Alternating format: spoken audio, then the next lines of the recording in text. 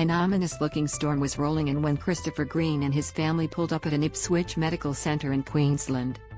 It was November 2015 and Green's young daughter had a wasp bite he and his wife wanted a doctor to take a look at.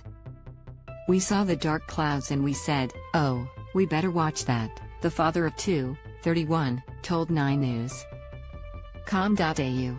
Read more. Teen girl struck by lightning while inside her home. Green thought nothing more of the storm until they were leaving the medical center in the pouring rain. "I was helping my wife get my daughter in the back seat of the car and I was holding an umbrella," Green said. "The umbrella had a wooden handle, but the tip of my right index finger was resting on the metal pole in the center." Green said he remembers almost nothing of the moment the lightning bolt struck, hitting the metal top of his umbrella, traveling down its shaft and up his index finger into his arm. "It was just like a blinding light and then I blacked out," he said. "My wife said I just simply collapsed out thinking fast." Green's wife raced into the medical center to get help from staff. "When I woke up in the medical center my wife was crying over me and I was just completely shocked. I had no idea where I was or what had happened," he said. Medical center staff had hooked Green up to a monitor, which showed his heart was racing a million miles an hour, he said. The young dad, who was 24 at the time, was taken by ambulance to Ipswich Hospital for monitoring before being sent home the next day. Every year, around 5 to 10 Australians are killed by lightning strikes and 100 injuries are reported, according to the Bureau of Meteorology. Read more. Researchers claim to solve long-standing lightning bolt puzzle. Green is one of the lucky majority to survive a lightning strike. But the effects, both physical and psychological, would linger for him. For days after the strike, Green said his right arm would not stop tingling. Green went from liking storms and taking pleasure in watching the lightning dance across the sky, to having an extreme aversion to the weather phenomenon. "If there was a storm, I would get stressed and have heart palpitations," he said. Green claims he even developed a sort of internal barometer of his own, which alerted him if a storm was approaching.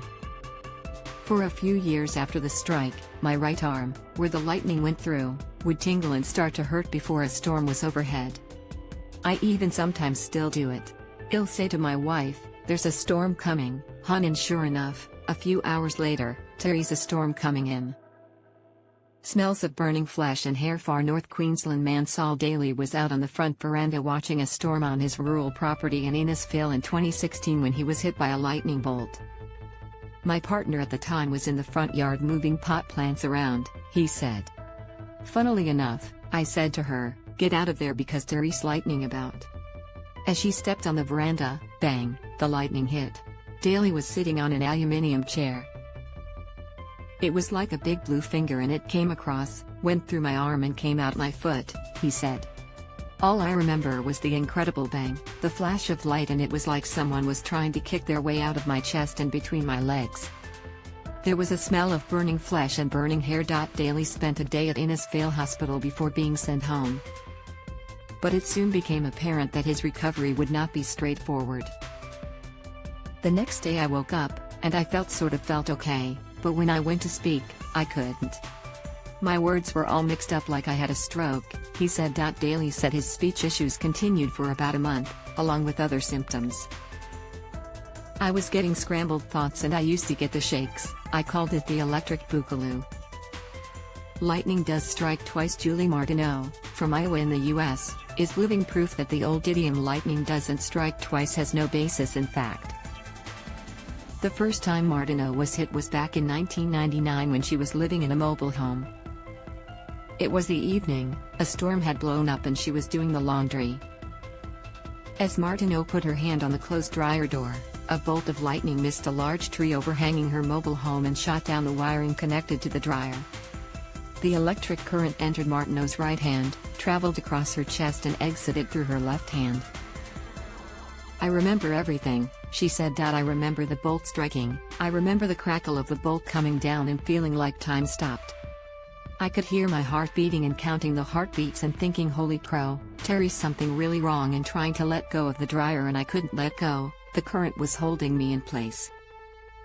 Martineau said for months after the lightning strike she suffered a range of debilitating health effects, some of which still plague her today. I had a lot of pain, mainly in my arms. There was some confusion, some irritability, some personality changes, but the big one was that I couldn't sleep.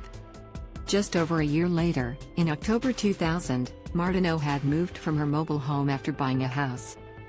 It was nighttime and a storm was raging outside. I was asleep, lying in a waterbed, and somehow a bolt came in through the second-story window, she said.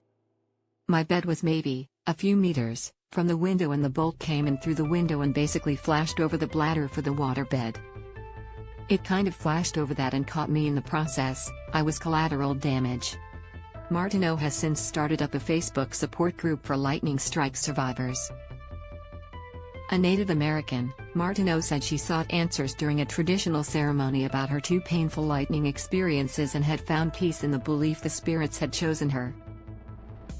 How to keep safe in a storm every day. There are as many as 8 million lightning strikes globally, with around 44 strikes recorded per second at any one time.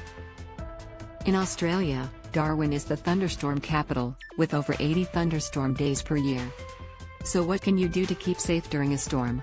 Here are some of the Bureau of Meteorology's top tips. Stay inside and shelter well clear of windows, doors and skylights. Don't use a landline telephone during a thunderstorm. Avoid touching brick or concrete, or standing barefoot on concrete or tiled floors, and keep checking the Bureau's website or app and listen to your local radio station for storm warnings and updates. For Davey, it all comes down to taking care and using common sense. Don't think you're too good and that it's not going to happen, because it can happen in a heartbeat, he said. Contact reporter Emily McPherson at mcpherson@9.com.au.